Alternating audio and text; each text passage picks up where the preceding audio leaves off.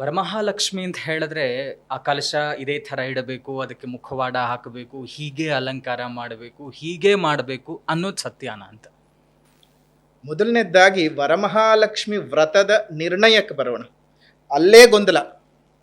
ಯಾವಾಗ ಮಾಡಬೇಕು, ಯಾವಾಗ ಈ ಶುಕ್ರವಾರ ಮಾಡಬೇಕು, ಮುಂದಿನ ಶುಕ್ರವಾರಕ್ಕೆ ಮಾಡಬೇಕು, ಅಥವಾ ಶ್ರಾವಣ ಮಾಸದ ಯಾವುದೇ ಶುಕ್ರವಾರ ಮಾಡಬಹುದಾ?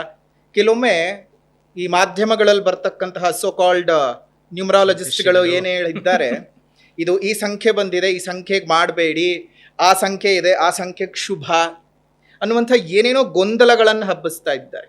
ಮೊದಲನೇದಾಗಿ ಶಾಸ್ತ್ರ ಹೇಳುವ ಹಾಗೆ ಅರ್ಥ ಮಾಡ್ಕೋಬೇಕು. ಮೊದಲನೇದಾಗಿ ನಿರ್ಣಯವನ್ನು ಮಾಡ್ಕೋಬೇಕು. ಶುಕ್ಲೇ ಶ್ರಾವಣಿಕೆ ಮಾಸೆ ಪೌರ್ಣಿಮಾಂತ್ಯ ಭಾಗವೇ ವರಲಕ್ಷ್ಮೀ ವ್ರತ ಕಾರ್ಯ ಸರ್ವಸಿದ್ಧಿ ಸಾಧಕಂ ಅಂತಂದ್ರು. ಅಂದ್ರೆ ಶುಕ್ಲಪಕ್ಷವಾಗಿರಬೇಕು. ಯಾವ ಮಾಸ? ಶ್ರಾವಣ ಮಾಸವಾಗಬೇಕು.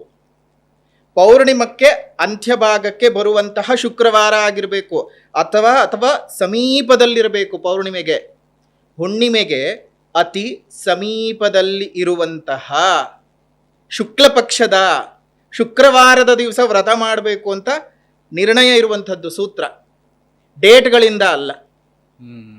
ಈಗ ಉದಾಹರಣೆಗೆ ಹೇಳಬೇಕು ಅಂದರೆ ಭಾದ್ರಪದ ಮಾಸದ ಚೌತಿ ಎಲ್ರಿಗೂ ಗೊತ್ತು, ಗಣಪತಿ ಅಂದರೆ ಫಿಕ್ಸ್ ಅದು. ಅದೇ ರೀತಿಯಾಗಿ ನಮಗೆ ಆಯುಧ ಪೂಜೆ ಯಾವಾಗ ಬರುತ್ತೆ? ಒಂದು ಆಶ್ವೀಜ ಮಾಸದಲ್ಲಿ ಬರುತ್ತೆ. ದುರ್ಗಾಷ್ಟಮಿ ಅದೇ ಒಂದು ನವರಾತ್ರಿ ಒಳಗಡೆಲ್ಲ ಬಂದು ಹೋಗ್ಬಿಡುತ್ತೆ. ಇನ್ನು ಯುಗಾದಿ ಹಬ್ಬ ಯಾವಾಗ ಬರುತ್ತೆ? ಚೈತ್ರ ಮಾಸದ ಶುಕ್ಲ ಪಕ್ಷದ ಪಾಡ್ಯಕ್ಕೆ ಬರುತ್ತೆ.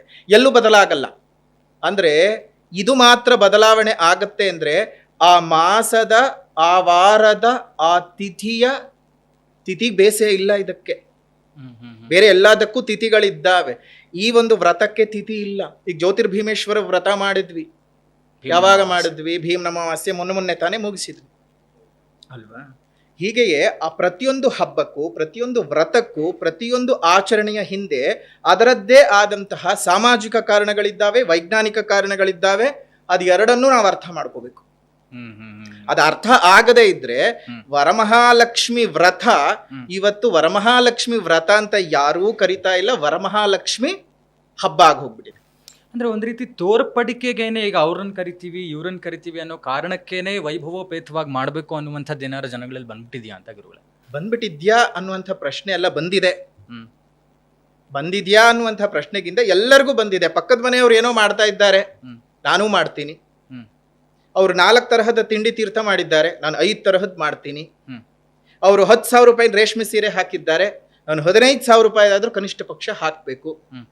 ಅವ್ರು ಕಡಿಮೆ ಅಂದ್ರೆ 100 ಗ್ರಾಮ್ ಚಿನ್ನನ ವರಮಹಾಲಕ್ಷ್ಮಿ ವ್ರತದ ಕಳಶಕ್ಕೆ ಹಾಕಿದ್ದಾರೆ, ನಾನು ಕಮ್ಮಿ ಅಂದ್ರೆ 1 ಗ್ರಾಮ್ ಆದ್ರೂ ಹೆಚ್ಚಿಗೆ ಇರ್ಬೇಕು, ಯಾಕಂದ್ರೆ ರೇಟ್ ಜಾಸ್ತಿ ಅಲ್ಲ ಈಗ.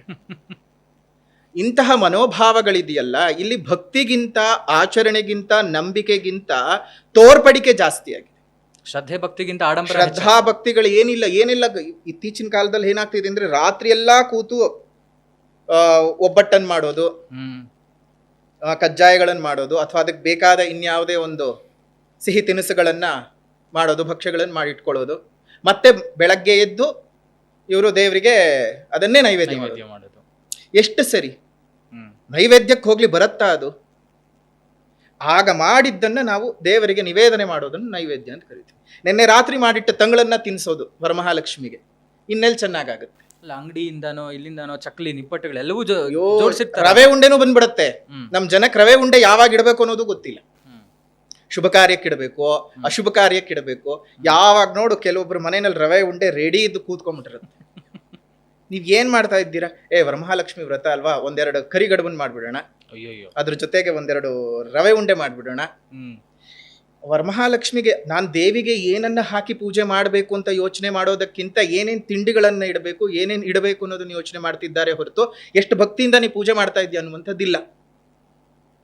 ಮೊದಲನೇದಾಗ ಎಲ್ಲರೂ ಅರ್ಥ ಮಾಡ್ಕೊಳ್ಳಿ, ಇದು ವ್ರತ, ಹಬ್ಬ ಅಲ್ಲ. ಹಬ್ಬದ ಆಚರಣೆಯೇ ಬೇರೆ, ವ್ರತದ ಆಚರಣೆಯೇ ಬೇರೆ. ಹಬ್ಬಕ್ಕಿರುವ ನಿರ್ಣಯಗಳೇ ಬೇರೆ, ವ್ರತಕ್ಕಿರುವ ನಿರ್ಣಯಗಳೇ ಬೇರೆ. ಇಲ್ಲಿ ಹಬ್ಬಗಳನ್ನ ನೀವು ತಪ್ಪಿಸ್ಕೊಳ್ಬಹುದು, ವ್ರತಗಳನ್ನು ತಪ್ಪಿಸ್ಕೊಳಕ್ಕಾಗಲ್ಲ. ಏನು ಕಾರಣಗಳನ್ನು ಹೇಳಲಿಕ್ಕೆ ಬರಲ್ಲ. ಯಾವುದೇ ಕಾರಣನ ನೀವು ಮುಂದೆ ಇಟ್ಟುಕೊಂಡು ನೀವು ವ್ರತವನ್ನ ಮುಂದಕ್ಕೆ ಹಾಕೋಕ್ ಸಾಧ್ಯನೇ ಇಲ್ಲ. ಯಾವಾಗ ಒಂದೇ ಒಂದು ಏನಾದ್ರೂ ಮನೆಯ ಒಳಗಡೆ ಸಾವು ಅನ್ನುವಂತಹ ಅಶುಭವೇನಾದ್ರೂ ನಡೆದಾಗ. ಕೆಲವೊಬ್ರು ಈಗ ಹುಟ್ಟಿನ ಪುರುಡಿಗೂ ಸಾವಿನ ಸೂತಕಕ್ಕೂ ಸಂಬಂಧವೇ ಇಲ್ಲ. ಮಗು ಹುಟ್ಟಿರುತ್ತೆ, ನಮ್ಮ ಮನೇಲಿ ಸೂತಕ ಸ್ವಾಮಿ, ಎರಡೂ ಒಂದೇ ಅನ್ನೋ ತರ ಮಾಡ್ಬಿಡಿ. ಹೌದು, ಪುರುಡೆ ಬೇರೆ, ಹ್ಮ್ ಸೂತಕವೇ ಬೇರೆ, ಹ್ಮ್ ಎರಡಕ್ಕೂ ಸಂಬಂಧ ಬೆಸೆಯೋದು. ಹ್ಮ್ ಹ್ಮ್ ಹ್ಮ್ ಆಚರಣೆ ಹಿಂದಿನ ಮಹತ್ವ ಗೊತ್ತಿಲ್ಲ ನಮ್ಮ ಜನಕ್ಕೆ, ಯಾಕೆ ಮಾಡ್ತಾ ಇದ್ದೀವಿ ಅಂತ ಗೊತ್ತಿಲ್ಲ. ಇನ್ನು ವರಮಹಾಲಕ್ಷ್ಮಿ ವ್ರತಕ್ಕೆ ಸಂಬಂಧಪಟ್ಟ ಹಾಗೆ ನಮ್ಮ ಹೆಣ್ಮಕ್ಳಲ್ಲಿರುವಂತಹ ಗೊಂದಲ ಗೋಜಲಗಳು ಒಂದು ಅರ್ಥ ಮಾಡ್ಕೊಳ್ಳಿ, 28ನೇ ತಾರೀಕಿಗಲ್ಲ 21ನೇ ತಾರೀಕಿಗೆ ನೀವು ಮಾಡಬೇಕು.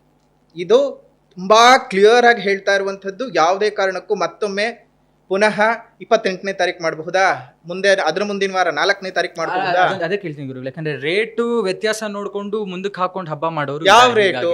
ಹೂವು ಹಣ್ಣು ಬೇರೆ ಬೇರೆ ಸಾಮಗ್ರಿಗಳು ರೇಟ್ ಜಾಸ್ತಿ ಹಬ್ಬ time. ಮನೆಯಲ್ಲಿ ಒಂದು ತುಳಸಿ ಗಿಡ ಬೆಳೆಸಿರ್ತೀರ, ಒಂದು ತುಳಸಿ ದಳನೆ ತಗೊಂಡು ಬಂದಿಡಿ. ಅವತ್ತು ಕೃಷ್ಣ ಪರಮಾತ್ಮನ ತುಲಾಭಾರ ಮಾಡಬೇಕಾದಾಗ ಖಜಾನೆ ಒಳಗಡೆ ಇದ್ದಂತಹ ಎಲ್ಲ ವಜ್ರ ವೈಡೂರ್ಯ ಕನಕ ಧನ ತಗೊಂಡು ಬಂದು ಸುರಿದ್ರು, ಕನಕ ಧನಗಳನ್ನ ಕರ್ಕೊಂಡು ಬಂದು ಸುರಿದ್ರು ಸಹ ಅಲ್ಲಿ ಒಂದೇ ಒಂದು ತುಳಸಿ ದಳಕ್ಕೆ ಕೃಷ್ಣ ಪರಮಾತ್ಮ ತನ್ನ ತೂಕಾನ ತೋರಿಸಿದ್ದು. ಧನಕ್ಕಲ್ಲ, ಕನಕಕ್ಕಲ್ಲ, ವಸ್ತ್ರಕ್ಕಲ್ಲ, ವೈಢೂರ್ಯಕ್ಕಲ್ಲ. ಲಕ್ಷ್ಮಿಯೂ ಅಷ್ಟೇ ತುಳಸಿ ಪ್ರಿಯೆ. ಒಂದು ದಳ ತುಳಸಿಯನ್ನ ನಿಮ್ಮ ಮನಸ್ಸಿನಿಂದ ಅರ್ಪಣೆ ಮಾಡ್ರಿ. ಅದು ಬಿಟ್ಟು ಮಾರ್ಕೆಟಿಗೆ ಹೋಗ್ತೀರಾ, ನಾವೇ ಕಣ್ಣಲ್ಲಿ ಕಂಡಿರ್ತೀವಿ, ಇಲ್ಲಿ ತಿಂತಾ ಇರ್ತಾನೆ, ಅದೇ ಕೈನಲ್ಲಿ ಮಾರು ಹಾಕ್ತಿರ್ತಾನೆ. ಅವ್ನು ಹೊಟ್ಟೆ ಹಸುವ, ಅವ್ನು ತಿನ್ಕೊಳ್ಳಿ, ಬೇಡ ಅಂತ ಹೇಳಲಿಕ್ಕಾಗಲ್ಲ. ಅಂಥ ಜಾಗದಲ್ಲಿ ಹೋಗಿ ನೀನು ಕೈ ತೊಳೆದು ಕೊಡು ಅಂತಲೂ ನಾವು ಕೇಳಲಿಕ್ಕೆ ಬರಲ್ಲ. ಹೌದಾ? ಎಷ್ಟೊಂದು ಜನ ಪಾಪ ಹೆಣ್ಮಕ್ಳು ಅವರ ಮಾಸಿಕ ದಿನಗಳಲ್ಲೂ ಹೂ ವ್ಯಾಪಾರ ಮಾಡ್ತಾ ಇರ್ತಾರೆ, ಅದು ಅವ್ರ ಹೊಟ್ಟೆ ಪಾಡು. ಅಂತ ಹೂವನ್ನು ತಗೊಂಡು ಬರ್ತೀರಾ ನೀವು? ಅಂದ್ರೆ ನೀವು ಎಲ್ಲಿಗೆ ಹೋಗ್ತಿದ್ದೀರಾ? ಯಾವ ಮಡಿಯನ್ನು ಹುಡುಕ್ತಾ ಇದ್ದೀರಾ? ಅದಕ್ಕೆಲ್ಲ ಹೋಲಿಕೆ ಮಾಡ್ಕೊಂಡ್ರೆ, ನೀವು ರೇಟ್ಗಳನ್ನ ಕಂಪೇರ್ ಮಾಡ್ಕೊಂಡ್ರೆ ಇದು ಏನೇನು ಅಲ್ವೇ ಅಲ್ಲ. ಮನೆಯಲ್ಲೇ ದಾಸವಾಳದ ಹೂ ಬಿಟ್ಟಿರತ್ತೆ, ಕರವೀರ ಪುಷ್ಪ ಬಿಟ್ಟಿರತ್ತೆ, ಕಿತ್ಕೊಂಡು ಬನ್ನಿ, ಒಂದೊಂದೇ ಹಾಕಿ. ಆಡಂಬರ ಬೇಕಾಗಿಲ್ಲ. ನೀವು ಶ್ರದ್ಧಾ ಭಕ್ತಿ ನಂಬಿಕೆ ಇಲ್ಲದೆ ನೀವು ಯಾವುದೇ ಆಚರಣೆ ಮಾಡಿದ್ರೋ ಅದು ವ್ಯರ್ಥನೇ ಹೊರತು ಬೇರೆ ಇನ್ಯಾವುದು ಊರ್ಜಿತಾನೇ ಆಗಲ್ಲ. ಅಲ್ಲಿ ಯಾರೋ ಇಟ್ಟಿರ್ತಾರೆ ಕಂತೆ ನೋಟ್ಗಳನ್ನ ಇಟ್ಟೋದು, ದುಡ್ಡಿನಲ್ಲಿ ಹಾರಗಳನ್ನ ಮಾಡಿ ಹಾಕೋದು, ದುಡ್ಡಿನ ಹಾರ ಹಾಕೋದು ಅಥವಾ ತಟ್ಟೆನಲ್ಲಿ ಮತ್ತೆ ಆ ಲಕ್ಷ್ಮಿಯ ಕಳಶ ಈಗ ಯಾವ ರೀತಿಯಾಗಿ ಆಗ್ಬಿಟ್ಟಿದೆ ಅಂದ್ರೆ, ಮೊದಲು ಅಲ್ಲಿಂದ ಶುರು ಮಾಡ್ಕೊಂಡು ಹೋಗೋಣ. ಆ ಲಕ್ಷ್ಮಿಯ ಕಳಶಕ್ಕೆ ಕಟ್ಟಬಾರದ ಕೋಲ್ಗಳನ್ನೆಲ್ಲ ಕಟ್ಕೊಂಡು, ಕೆಲವರು ವೆಲ್ಡಿಂಗ್ ಎಲ್ಲ ಮಾಡಿ ರೆಡಿಮೇಡ್ ಅದು ಬಂದ್ಬಿಟ್ಟಿದೆ ಇವಾಗ ಆನ್ಲೈನ್ ಅಲ್ಲಿ. ವರಮಹಾಲಕ್ಷ್ಮಿ ವ್ರತಕ್ಕಂತ ವೆಲ್ಡ್ ಮಾಡಿರುವಂತಹ ಐರನ್ ಸೆಟ್ಟೇ ಬಂದ್ಬಿಡುತ್ತೆ. ನೀವು ಸುಮ್ಮನೆ ಬಿಂದಿಗೆ ಒಂದು ಇಡಿ ಸಾಕು. ಅದ್ ಕೈ ಹೆಂಗೋ ಹೋಗಿರುತ್ತೆ. ಲಕ್ಷ್ಮಿನ ಅಂಗವಿಕಲೆ ಮಾಡಿ ಕೂಡಿಸ್ಬಿಟ್ಟಿರ್ತಾರೆ. ನಿಜವಾಗ್ಲು ಕಾಲೆಲ್ಲೋ ತಗೊಂಡು ಹೋಗಿ ತಲೆ ಮೇಲೆ ಹಾಕೋ, ಏನು ಲಕ್ಷ್ಮಿ ಯೋಗಾಸನ ಮಾಡ್ತಾ ಇದ್ದಾಳ? ಅವಳನ್ನು ಹೇಳೋದು ಪದ್ಮಾಸನೇ, ಪದ್ಮಾಸನ ಸ್ಥಿತೇ ದೇವಿ ಪರಬ್ರಹ್ಮ ಸ್ವರೂಪಿಣಿ ಅಂತ ನಾವೇ ಅಷ್ಟಕದಲ್ಲಿ ಸ್ತುತಿ ಮಾಡ್ತೀವಿ. ಅವಳು ಪದ್ಮಾಸನದಲ್ಲಿರುವಂಥವಳು. ಹಾಗಂತ ಹೇಳಿ ನಿಂತ್ಕೋಬಾರ್ದು ಅಂತ ಏನಿಲ್ಲ, ಅಥವಾ ಕೂತ್ಕೋಬಾರ್ದು ಅಂತ ಏನೂ ಇಲ್ಲ. ಈ ರೆಡಿಮೇಡ್ ಬೊಂಬೆಗಳನ್ನ ತಂದು ಇಡೋದು, ಕಿರೀಟ ಯಾರು ಪಾಠ ಮಾಡಿದ್ರೋ ಗೊತ್ತಿಲ್ಲ. ಅದನ್ನ ಖಂಡಿತ ಅದೆಲ್ಲವೂ ಶುದ್ಧ ಸುಳ್ಳು. ಮೊದಲು ಆ ಬಿಂದಿಗೆಗಳಿಗೆ ನೀವು ಇಲ್ಲದೇ ಇರುವಂತಹ ಪ್ಲಾಸ್ಟಿಕ್ ಕೋಲ್ಗಳನ್ನು ಕಟ್ಟೋದನ್ನ ಬಿಡಿ. ಮೊದಲು ಆ ಪ್ಲಾಸ್ಟರ್ಗಳನ್ನು ಸುತ್ತೋದು ಬಿಡಿ. ನೀವು ಏನೇ ಮಾಡಬೇಕಾದ್ರೂ ಒಂದು ಅರ್ಥ ಮಾಡ್ಕೊಳ್ಳಿ, ಬಿಂದಿಗೆಯನ್ನ, ಕಳಶದ ಬಿಂದಿಗೆಯನ್ನ ನೀವು ತಾಮ್ರದ್ದೇ ಉಪಯೋಗಿಸ್ಬೇಕು. ನಿಮಗೆ ಶಕ್ತಿ ಇತ್ತು ಅಂದ್ರೆ ಬೆಳ್ಳಿದು ಉಪಯೋಗಿಸಿ, ಇನ್ನೂ ಶಕ್ತಿ ಇತ್ತು ಅಂದ್ರೆ ಚಿನ್ನದ್ದು ಉಪಯೋಗಿಸಿ.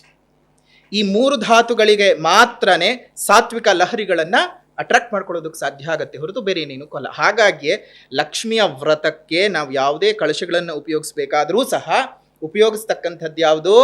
ಕೇವಲ ತಾಮ್ರದ ಬಿಂದಿಗೆಗಳು. ಯಾಕೆಂದ್ರೆ ಅಲ್ಲಿ ಮಂತ್ರೋಚ್ಚಾರಣ ಆದ ಸಂದರ್ಭಕ್ಕೆ ಉತ್ಪತ್ತಿಯಾಗುವಂತಹ ಆ ಪಾಸಿಟಿವ್ ಎನರ್ಜಿ ಏನಿದೆ ಅದು ಅಟ್ರಾಕ್ಟ್ ಮಾಡ್ಕೊಳ್ಳುತ್ತೆ. ಇದೆಲ್ಲ ಒಂದು ಭಾಗ.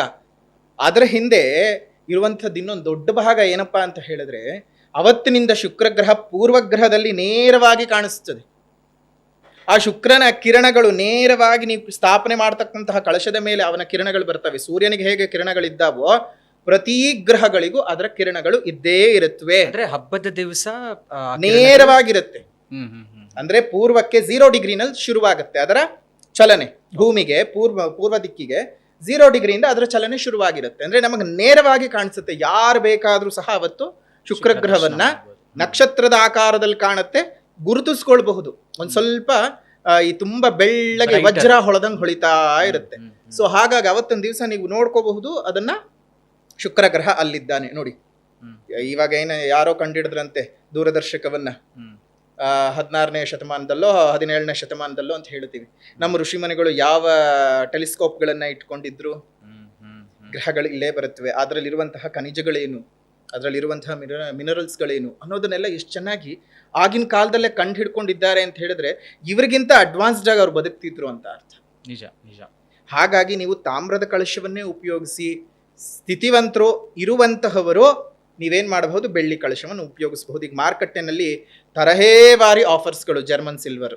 ನೀವು ವರಮಹಾಲಕ್ಷ್ಮಿಗೆ ಅಷ್ಟಲಕ್ಷ್ಮಿಯ ಚೊಂಬನ್ನು ಇಟ್ಬಿಡ್ರಪ್ಪ, ಆ 8 ಲಕ್ಷ್ಮಿಯರು ಬಂದ್ಬಿಡ್ತಾರೆ. 8 ಲಕ್ಷ್ಮಿಗೂ ವರಮಹಾಲಕ್ಷ್ಮಿಗೂ ಸಂಬಂಧವೇ ಇಲ್ಲ, ಸಂಬಂಧವೇ ಇಲ್ಲ. ನಿಮಗೆ ಒಂಥರ ಏನಂದ್ರೆ ಅವರ ಮಾರ್ಕೆಟಿಂಗ್ ಟೆಕ್ನಿಕ್ಗಳು ನಿಮ್ಮನ್ನ ಅವ್ರಿಗೆ ದಾಸರನ್ನಾಗುವ ಮಾಡ್ತಾ ಇದೆ. ಏನ್ ಅಷ್ಟಲಕ್ಷ್ಮಿ ಚೊಂಬು ಅಂದ್ರೆ ಏನು? ಏನ್ ಅಷ್ಟಲಕ್ಷ್ಮಿ ಚೊಂಬಲ್ ಕಳಶ ಇಟ್ರೇನೆ ವರಮಹಾಲಕ್ಷ್ಮಿ ಬರೋದಾ? ಹಾಗಾದ್ರೆ ವರಮಹಾಲಕ್ಷ್ಮಿ ಯಾರು, ಅಷ್ಟಲಕ್ಷ್ಮಿ ಯಾರು? ಒಂದೇ ತತ್ವವನ್ನ ನೀವು ಹಲವು ಭಾಗಗಳಲ್ಲಿ ಪೂಜಿಸ್ತಾ ಇದ್ದೀರಿ. ಇವಾಗ ಸಂತೋಷ್, ಈ ಸಂತೋಷ್ ಅನ್ನುವಂಥ ಒಬ್ಬ ವ್ಯಕ್ತಿ, ಹೌದಾ? ತಂದೆ ತಾಯಿಗೆ ಏನಾಗಬೇಕು? ಮಗ. ಮದುವೆ ಆದ ನಂತರ ಗಂಡ. ಮಕ್ಕಳಾದ ಮೇಲೆ ಅಪ್ಪ. ಅತ್ತೆ ಮಾವಂದ್ರಿಗೆ ಅಳಿಯ. ಚಿಕ್ಕಪ್ಪ ದೊಡ್ಡಪ್ಪಂದ್ರಿಗೆ ಆಲ್ಮೋಸ್ಟ್ ಮಗನ ಸಮಾನವೇ. ಸ್ನೇಹಿತನಿಗೆ ಒಬ್ಬ ಸ್ನೇಹಿತ, ಸ್ನೇಹಿತಿಗೆ ಇನ್ನೊಬ್ಬ ಸ್ನೇಹಿತ. ಅಂದ್ರೆ ಸಂತೋಷ್ ಅನ್ನುವಂತಹ ಒಂದೇ ತತ್ವ ಇಷ್ಟು ವಿಭಾಗಗಳಲ್ಲೂ ನೋಡ್ತಾ ಇದೆ ಅಲ್ವಾ? ಈಗ ಅಮ್ಮನ್ ನೋಡೋ ಹಾಗೆ ನಾವು ಹೆಂಡತಿಯನ್ನು ನೋಡ್ಲಿಕ್ಕೆ ಬರೋದಿಲ್ಲ, ಹೆಂಡತಿಯನ್ನು ನೋಡೋ ಹಾಗೆ ಅಕ್ಕ ತಂಗಿಯರನ್ನು ನೋಡೋಕ್ ಬರೋದಿಲ್ಲ, ಅಕ್ಕ ತಂಗಿಯರನ್ನು ನೋಡೋ ಹಾಗೆ ಸ್ನೇಹಿತರನ್ನು ನೋಡ್ಲಿಕ್ಕೆ ಬರೋದಿಲ್ಲ. ಅಂದ್ರೆ ಒಂದೇ ತತ್ವವೇ, ಪ್ರತಿಯೊಬ್ಬ ಮನುಷ್ಯನದ್ದು ಒಂದೇ ತತ್ವವೇ. ಆದ್ರೆ ಅವನ ವಿಭಾಗಗಳು ಸಮಯಕ್ಕನುಸಾರವಾಗಿ ಹೇಗೆ ಬದಲಾವಣೆ ಆಗ್ತಿರುತ್ತೋ, ಧಾನ್ಯಕ್ಕೆ ಹೋಲಿಸಿದ್ರೆ ಧಾನ್ಯ ಲಕ್ಷ್ಮಿ, ಸಂತಾನವಿಲ್ಲ ಅಂತ ಪೂಜೆ ಮಾಡಿದ್ರೆ ಸಂತಾನ ಲಕ್ಷ್ಮಿ, ಧೈರ್ಯ ಬೇಕು ವಿಜಯ ಬೇಕು ಅಂತ ಹೇಳಿದ್ರೆ ಧೈರ್ಯ ಲಕ್ಷ್ಮಿ, ವಿಜಯ ಲಕ್ಷ್ಮಿ, ಆಹಾರ ಕೊರತೆ ಆದ್ರೆ ಧಾನ್ಯ ಲಕ್ಷ್ಮಿ, ಸಂಪತ್ತು ಬೇಕಾ ಸಂಪತ್ತು ಲಕ್ಷ್ಮಿ. ಇಷ್ಟೇ. ಆ ಎಲ್ಲಾ ಲಕ್ಷ್ಮಿಯರಿದ್ರೆ ಮಾತ್ರ ವರಮಹಾಲಕ್ಷ್ಮಿ ಬರ್ತಾಳೆ ಅಂತನ್ನೋದು ತಪ್ಪು. ಅಂದ್ರೆ ಇದಕ್ಕೂ ಅದಕ್ಕೂ ಖಂಡಿತ ಇಲ್ಲ. ವರ ಮಹಾಲಕ್ಷ್ಮಿ ಅಂದ್ರೆ ಕೇಳಿದ ವರಗಳನ್ನ ಅನುಗ್ರಹಿಸುವಂತಹ ಮಾತೆ ಯಾರೋ ಆಕೆ ವರಮಹಾಲಕ್ಷ್ಮಿ. ಈ ವರಮಹಾಲಕ್ಷ್ಮಿಯೇ ಪಾಲ್ಗಡಲಲ್ಲಿ ಬಂದದ್ದು, ಸಮುದ್ರ ಮಥನದಲ್ಲಿ ಬಂದದ್ದು. ಅದೇ ಮಹಾಲಕ್ಷ್ಮಿಯೇ ನಾರಾಯಣನ ವಲ್ಲಭೆಯಾಗಿರುವಂತಹದ್ದು, ಅದೇ ಲಕ್ಷ್ಮಿಯೇ ಚಂದ್ರನಿಗೆ ಸಹೋದರಿಯಾಗಿ ಇರತಕ್ಕಂಥದ್ದು, ಅದೇ ಲಕ್ಷ್ಮಿಯೇ ಪಾರ್ವತಿ ಪರಮೇಶ್ವರರಿಗೆ ಸದಾಕಾಲ ಒಳಿತನ್ನು ಬಯಸ್ತಕ್ಕಂಥದ್ದು ಸಹೋದರಿಯಾಗಿ. ಹೀಗೆ ಆಕೆಯ ರೂಪಗಳು ಹಲವು ಇದ್ದಾವೆ, ನಮಗ್ ಗೊತ್ತಾಗಲ್ಲ. ಜೊತೆಗೆ ಹೇಳ್ಕೊಳ್ಳೋರು ಯಾರು ಇಲ್ಲ, ಹೇಳಿದ್ರೆ ಕೇಳುವಂತಹ ಮನಸ್ಥಿತಿಗಳು ಸರಿ ಇಲ್ಲ. ಆ ಚೊಂಬು ಇಡೋದಕ್ಕೂ, ಕಳಸದ ಚೊಂಬು ಇಡೋದಕ್ಕೂ ಕಷ್ಟ. ಅದು ರೆಡಿಮೇಡ್. ಸೀರೆ ಎಲ್ಲ ಹಾಗೆ ಉಡಿಸ್ಬೇಕು, ಹಿಂಗೆ ಇಡಬೇಕು, ಇದೆಲ್ಲ ಯಾಕೆ? ಲಕ್ಷ್ಮಿ ಅಲಂಕಾರ ಪ್ರಿಯೆ ಅಂತೆ. ನೋಡ್ದವ್ರು ಯಾರಿಲ್ಲ, ಕಂಡವ್ರು ಯಾರಿಲ್ಲ. ಇವಾಗ ನಾನು ಅಲಂಕಾರ ಪ್ರಿಯ ಅಂತ ಅಂದುಕೊಳ್ಳೋಣ.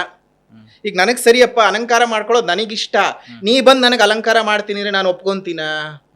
ಅಥವಾ ಸಂತೋಷಿಗೆ ಅಲಂಕಾರ ಮಾಡ್ಕೊಳ್ಳೋಕ್ ಇಷ್ಟ, ಸಂತೋಷ್ ಮಾಡ್ಕೊಂಡ್ರೆ ಸರಿ.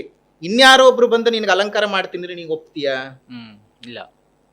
ಆದ್ರೆ ನಮ್ಮ ಜನಕ್ಕೇನಾಗಿದೆ, ಲಕ್ಷ್ಮಿ ಅಲಂಕಾರ ಪ್ರಿಯೆ ಅಂತೆ, ಅವಳಿಗೆ ಪಟ್ಟೆ ಪೀತಾಂಬರ ವಸ್ತ್ರಗಳಂದ್ರೆ ಬಹಳ ಇಷ್ಟವಂತೆ, ಒಡವೆಗಳನ್ನು ಹಾಕೊಂಡಿರ್ಬೇಕಂತೆ, ಅವಳಿಗೆ ಇದೇ ರೀತಿಯಾದ ಜರತಾರಿ ಸೀರೆಯೇ ಬೇಕಂತೆ. ಬೆಳಗ್ಗೆ 5 ಗಂಟೆನಲ್ಲಿ ಎದ್ದು ಸ್ನಾನವೂ ಮಾಡದೆ ಏನೂ ಮಾಡದೆ ಹೋಗಿ ಬಟ್ಟೆ ಅಂಗಡಿನಲ್ಲಿ ಕ್ಯೂ ನಿಂತ್ಕೊಂಡು 10% 15% ಆಫರ್ಗೆ ಕಿತ್ತಾಡಿ ಜಗಳ ಮಾಡಿಕೊಂಡು ಅದು ಯಾವುದೋ ಒಂದು ಕಂಪನಿ ಸಿಲ್ಕ್ ಸೀರೆ ತಗೊಂಡು ಬರೋದಂತೆ. ಹೆಸರುಗಳೆಲ್ಲ ಅರ್ಥ ಆಗುತ್ತೆ ಯಾವ ಸಿಲ್ಕ್ ಸೀರೆಗೆ ಜನ ಇಷ್ಟು ಒದ್ದಾಡ್ತಿದ್ದಾರೆ ಅಂತ. ಇಂಥ ಮನಸ್ಥಿತಿಗಳಿದ್ದಾಗ ಪ್ರಯೋಜನವೇ ಇಲ್ಲ. ಶಂಕರರು ಅವತ್ತು ಭಿಕ್ಷಾಟನೆಗೆ ಹೋಗ್ತಾ ಇದ್ರು ಕೇರಳದೊಳಗೆ. ಇವತ್ತಿಗೂ ಆ ಮನೆ ಇದೆ, ಈ ಕ್ಷಣಕ್ಕೂ ಯಾರು ಬೇಕಾದ್ರೂ ಹೋಗಿ ನೋಡಬಹುದು. ಏನು ಇರಲಿಲ್ಲ ಆ ಮುದುಕಿ ಮನೆಯಲ್ಲಿ, ಗುಡಿಸ್ಲು ಮನೆ. ಅಯ್ಯೋ ಬಾಲ ವಟು ಬಂದಿದ್ದಾನಪ್ಪ, ಬ್ರಹ್ಮಚಾರಿ ಬೇರೆ, ಅವನಿಗೆ ನಾನೇನು ಕೊಡೋಕೆ ಸಾಧ್ಯನೇ ಇಲ್ವೇ ಅಂತ ಹೇಳಿ ಒಂದೇ ಒಂದು ಸಣ್ಣದು ಒಣಗಿ ಹೋಗಿರ್ತಕ್ಕಂತಹ ಬೆಟ್ಟದ ನೆಲ್ಲಿಕಾಯಿನ ತಗೊಂಡು ಬಂದು, ಮಗು ನನ್ನ ಹತ್ರ ಇರೋದು ಇದೆ ಕಣಪ್ಪ, ಬೇರೆ ಇನ್ನೇನು ಇಲ್ಲ ಅಂದಾಗ, ಮಗು ಇಷ್ಟು ಬಡತನ ಬಂದಿದ್ಯಾ? ಪಾರ್ವತಿ ಪರಮೇಶ್ವರರು ನೆಲೆಸಿರುವಂತಹ ಸ್ಥಾನದಲ್ಲಿ ಇಂಥ ಬಡತನವೇ ಅಂತ ಹೇಳಿ ಆಗ ಹೇಳಿದ್ರು, ಅಂಗಂ ಹರೇ ಹೇ ಪುಳಕ ಭೂಷಣಮಾಶ್ರಯಂತಿ, ಕನಕದಾರ ಸ್ತೋತ್ರವನ್ನ. ಮಹಾಲಕ್ಷ್ಮಿಯು ಒಲದು ಬಂದದ್ದು ಆ ಸಣ್ಣ ಒಣಗೋಗಿರೋ ಬೆಟ್ಟದ ನೆಲ್ಲಿಕಾಯಿಗೆ ಹೊರತು ನೀವಿಟ್ಟ ಮೃಷ್ಟಾನ್ನಗಳಿಗಲ್ಲ. ಇಷ್ಟು ಸುಲಭವಾಗಿ ಮಹಾಲಕ್ಷ್ಮಿ ಒಲಿಸ್ಕೊಳ್ಬಹುದು. ಹೌದು. ಇಷ್ಟೆಲ್ಲ ಶೋ ಆಫ್ಸ್, ಇಷ್ಟೆಲ್ಲ ಯಾಕೆ ಬೇಕು? ಇದರೆಲ್ಲ ಅವಶ್ಯಕತೆಯೇ ಇಲ್ಲ, ಇದರದ ಅವಶ್ಯಕತೆನೇ ಇಲ್ಲ. ಜನರು ನೋಡ್ಲಿ, ಪಕ್ಕದ ಮನೆಯವರು ಬರಲಿ, ಅವ್ರು ನೋಡ್ಲಿ, ಇವ್ರು ನೋಡ್ಲಿ, ನನ್ನ ಶ್ರೀಮಂತಿಕೆಯ ವೈಭವದ ವರ್ಣನೆಯನ್ನ ಮಾಡ್ಕೊಳ್ಬೇಕು ಅನ್ನುವಂತಹ ಕಾರಣಕ್ಕೋಸ್ಕರವಾಗಿ ನೀವು ವರಮಹಾಲಕ್ಷ್ಮಿ ವ್ರತ ಮಾಡದೇ ಆಯ್ತು ಅಂತ ಹೇಳಿದ್ರೆ ನೀವು ಕಳ್ಕೊಂಡು ಬೀದಿಗೆ ಬರ್ತೀರೇ ಹೊರತು ನೀವು ಉದ್ಧಾರ ಅಂತೂ ಆಗಲ್ಲ, ನಿಮ್ಮ ಬದುಕು ಊರ್ಜಿತ ಅಂತೂ ಆಗಲ್ಲ. ಬರೆದಿಟ್ಕೊಂಡ್ಬಿಡ್ಬೇಕು. ಯಾವುದೇ ಕಾರಣಕ್ಕೂ ನಿಮ್ಮ ಜೀವನದಲ್ಲಿ ನಿಮ್ಮ ಭಕ್ತಿ, ನಿಮ್ಮ ಪ್ರೀತಿ, ನಿಮ್ಮ ನಂಬಿಕೆ, ನಿಮ್ಮ ಶ್ರದ್ಧೆಗಳೇನಿದ್ರೂ ಸಹ ದೇವತೆಯ ಉಪಾಸನೆಗಿರಬೇಕೇ ಹೊರತು ದೇವತೆಗಳಿಗೆ ಅರ್ಪಿಸ್ತಕ್ಕಂತಹ ಕಾಣಿಕೆಗಳಲ್ಲಿ ಅಲ್ಲ, ಅವ್ರಿಗೆ ಹಾಕ್ತಕ್ಕಂತಹ ಬಟ್ಟೆಗಳಲ್ಲ, ಅವ್ರ ಮೈ ಮೇಲೆ ಹಾಕುವಂತಹ ಒಡವೆಗಳಿಗಲ್ಲ. ಎಲ್ಲವನ್ನೂ ಹಾಕಿ ಸುಮ್ಮನೆ ಶೋ ಆಫ್ ಮಾಡ್ಕೊಳ್ತಾ ಆರತಿಯನ್ನ ಬೆಳಗೋದಕ್ಕೆ ಅಲ್ಲ.